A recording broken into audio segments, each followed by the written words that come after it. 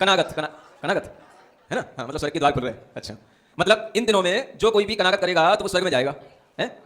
अच्छा, जो इस टाइम पे मरेगा वो भी स्वर्ग में जाएगा, इस टाइम पे स्वर्ग के द्वार खुले हुए हैं, तो बहुत अच्छा भैया। कोरोना तो वैसे ही मान लिया आपके लिए बहुत अच्छा काम कर रहा है, समझ आया? फिर क्यों आप डरते हो कोरोना से, है ना? अगर इतनी अच्छे दिन है तो आप विचार करो कि इस तरह से क्या कोई समय, क्या कोई इस तरह की प्रक्रिया जब आप कभी अपने लिए या अपने जो पूर्वज हैं जो मर गए हैं उनके लिए आप किसी भी तरह का तर्पण करते हो, श्राद्ध करते हो, क्या इसमें किसी भी तरह से धर्म हो सकता है? आप विचार करो। जो आत्मा, मान लो आपके पिताजी थे, समझ आ रहा है? आपने जीते जी उनको कुछ नहीं देखा, ना उनको कभी पानी का पूछा, ना कभी उनको भूख प्यास की पूछी, ना उनकी कभी सेवा की, अब वो मर गए। मरने के बाद में पंडित पुजारी इतने इकट्ठे हो गए, बोले ये करो, बोले ये करो, बोले ये करो, इससे क्या होगा? इससे तुम्हारी उस पूर्वज की आत्मा को सुख मिलेगा। जो भूखा यहाँ रह गया था पिछले जन्म में, उसकी तृप्ति अब उससे हो जाएगी। जो तुम यहाँ अब करोगे मरने के बाद में, किसको करोगे? तो मुझे दे दो, मुझे खिला दो तुम सब कुछ, समझ रहा? मैं वहां पहुंचा दूंगा। तो फिर तुम जो पंडित पुजारियों को जो खिला देते हो, वो पंडित पुजारी तुम्हारी उस आत्मा के पास में जो पूर्वजों की आत्मा थी वहां पहुंचा देते हैं, ताकि वो आत्मा कभी तुम्हें दुखी ना करे, संतुष्ट रहे, सुखी रहे। और वो आत्मा जिसके बारे में कभी आपने जीते जी एक गिलास पानी नहीं पिलाया, अब वो आत्मा को आप पंडितों के द्वारा हजारों रुपए देकर के उसको श्राद्ध करा करके वहां उसको संतुष्ट कर रहे हो। यही है ना धर्म, समझ रहा है? ये देखो कितनी अच्छी प्रक्रिया है। कोई भी समझदार आदमी सोचे, क्या किसी आत्मा के लिए हम संतुष्टि किसी दूसरी आत्मा को कुछ देकर के कर सकते हैं? अरे मेरे बगल में कोई बैठा हो, मैं अगर खा रहा हूं तो मेरे पेट में जाएगा ना, मुझे ही संतुष्टि होगी। मेरे बगल में कोई बैठा होगा, उसे देख करके वो संतुष्टि हो जाएगी क्या? वो जब खाएगा तभी तो उसका तर्पण होगा। तर्पण माने होती संतुष्टि, तर्पित हो जाना, तर्प हो जाना, समझ रहा? माने कि संतुष्टि हो जाना।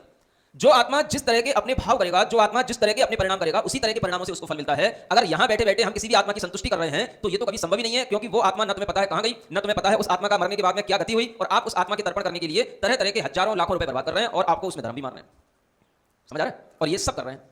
अब इस तरह की प्रक्रिया में अगर आपको धर्म समझ में आता है तो यही आपके लिए लोक मूर्ता है। ये आप कभी सम्यक दृष्टि हो नहीं सकते हो।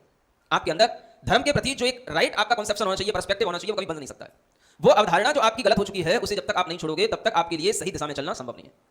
तो आपने जो ये चीजों को धर्म मान रखा है, इसमें विचार करें कि कभी एक आत्मा को जिसे हमने अपने जीवन में असंतुष्ट रखा या संतुष्ट रखा, मरने के बाद में क्या हम उसे संतुष्ट कर सकते हैं किसी दूसरे को कुछ देकर के, या दूसरा कुछ उसके लिए करके? मरने के बाद किसी के लिए कुछ नहीं हो सकता। वो आत्मा का जीवन ही दूसरा हो जाता है। आप कह रहे हो वो आत्मा स्वर्गीय हो गई, स्वर्गीय हो गई, मतलब जितने मरते हैं सब स्वर्ग में ही जाते हैं, क्या मतलब? फिर नरक में कहां से जाते हैं? पशु कहां बनते हैं? पक्षी कौन बनता है? मनुष्य कौन बनते हैं?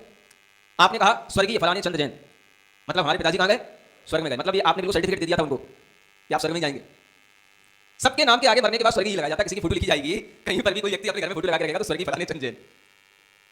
सुन रहे? क्या लिखना चाहिए आपको? आपको पता है कि स्वर्ग में गए? ये तो एक व्यवहारिक भाषा हो गई कि भाई चलो हम ये मान के चलते हैं, बी पॉजिटिव, समझ आ रहा है कि वो स्वर्ग में गए होंगे, लेकिन ये भी डेफिनेट तो नहीं है कि वो स्वर्ग में गए होंगे। लेकिन हमको पता नहीं है तो हम भी पॉजिटिव है, चलो भाई को स्वर्ग में गए होंगे, इसलिए हम क्या लिखते थे? स्वर्गीय। लेकिन इसका मतलब तो ये नहीं कि स्वर्गीय ही है।